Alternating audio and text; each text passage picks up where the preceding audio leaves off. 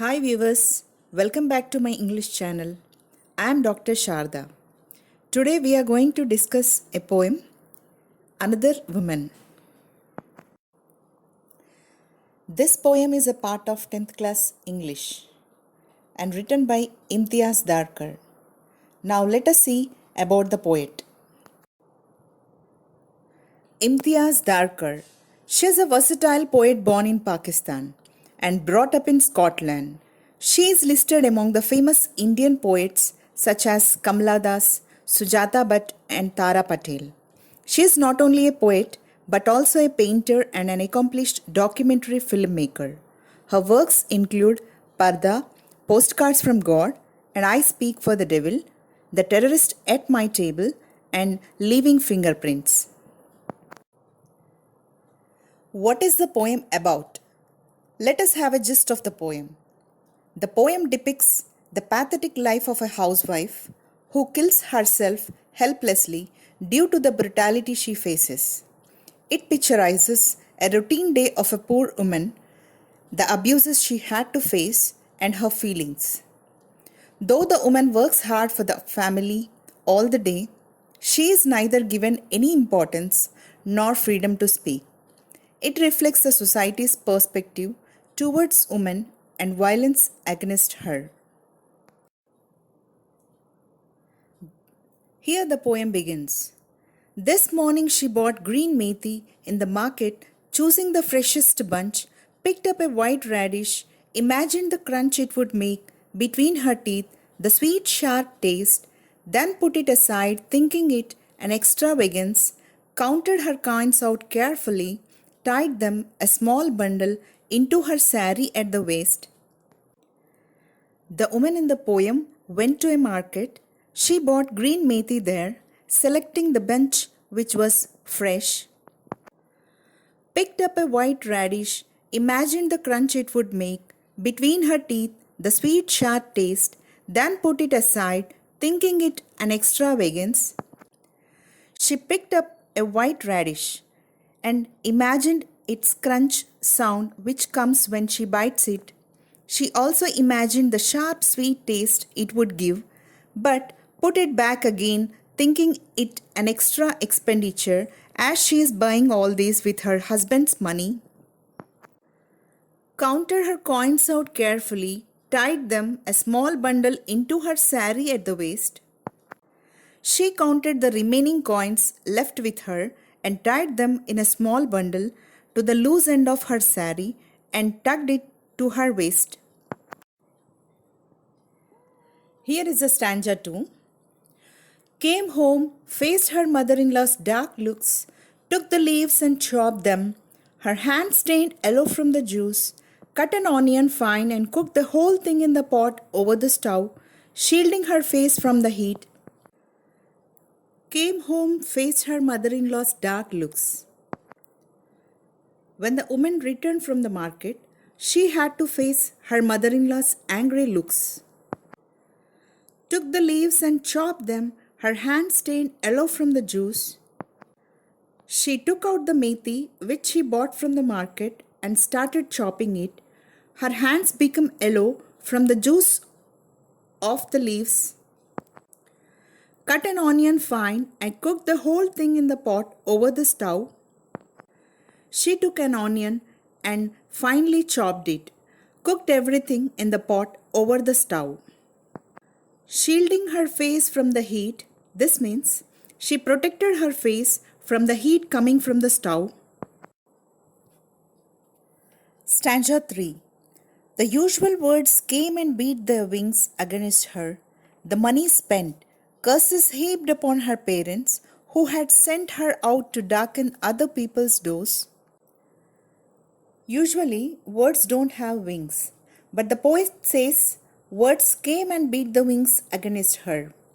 This use is called personification, which is used to give life to non-living things. As usually, her mother-in-law started scolding her for spending money, and those harsh words hurt her and felt like as if they were beating her like wings.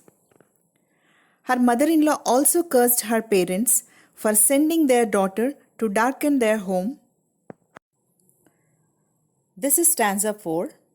She crouched as usual on the floor beside the stove. When the man came home, she did not look into his face, nor raised her head, but bent her back a little more. Nothing gave her the right to speak.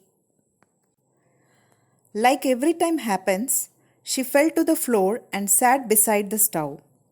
Even when her husband came, she did not look into his face, neither she raised her head nor she looked at him, but bent back her again little more, as she does not have any rights to speak there. Stanza 5. She watched the flame hiss up and beat against the cheap old pot, a wing of brightness against its blacked cheek. This was the house she had been sent to, the man she had been bound to, the future she had been born into. She came back to the cooking, where she found the flames raising up and touching the old pot, which is described as a cheap one. The flame was like a wing of brightness, touched against the black pot, and entered the face which looked like a black cheek. All this encouraged her to burn herself in order to end her problems. She felt about the home which she was sent to spend the remaining life, and the person she is married to, who does not even have any concern towards her, and she had no hopes for future in these situations. Here is the stanza 6. So when the kerosene was thrown, just a moment of surprise, a brilliant spark. It was the only choice that she had ever known. Another torch, blazing in the dark. Another woman. We shield our faces from the heat. So she decided to end up her life, pouring the kerosene and burning herself. And within a moment we could see the bright spark raised up. She found this as the only choice left to overcome her sorrow. Here is another woman who should light up a family, burns into the darkness. Still, we are not bothered about such lives and protect ourselves, shielding our faces and remain in our comfort zones. Now, let us have an overall summary of the poem. The poem begins with the scene in the vegetable market. The protagonist is the woman in the poem. She started her routine chores with buying vegetables from the market. There she bought green methi, selecting one of the freshest bunch from the collection. Thought of buying a white radish, she imagined its crunch sound as if she bit it with her teeth. She could feel its sharp taste, but thinking it as an extra unnecessary an expenditure, as she brought her husband's earned money, she put it aside. She counted her remaining coins carefully and tied them to the loose end of her sari and placed it on her waist. When she returned back from the market, she had to face her mother-in-law's angry looks. She took out the methi which she bought in the market and she chopped them. Her hands get stained with yellow color from the juice of the leaves. She cut the onion finely and she cooked everything in the pot, placing over the stove. She protected herself from the heat coming from the stove. And as usually, her mother-in-law started cursing her about the spent money. And those words hurt her very much, as if they bet her. She also scolded her parents for sending her to spread the darkness in their lives. She bent down to the floor beside the stove. Though her husband came home, she did not even look at him, and she even bent her back little more. She had no rights to speak against the injustice towards her. She looked at the stove. The flames rose up, hitting the black pot.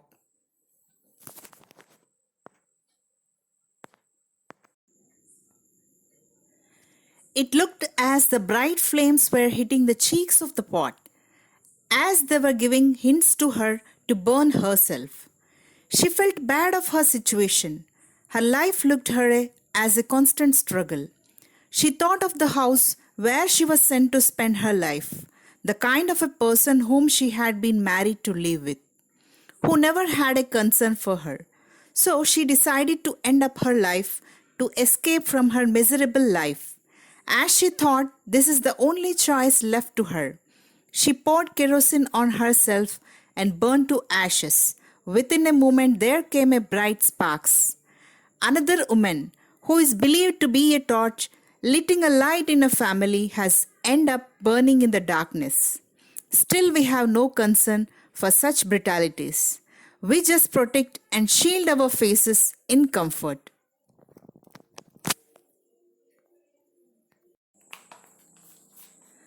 Thus, the poem is a miserable story of a housewife, and in order to escape the violence, she chose to kill herself. The poet here questions us that such incidents are happening in our society where the family members ill treat their own people. Still, we don't have concerns to stop them. Hope you understood the poem. Thank you very much for watching this. Do like, share, and subscribe. Thank you very much again.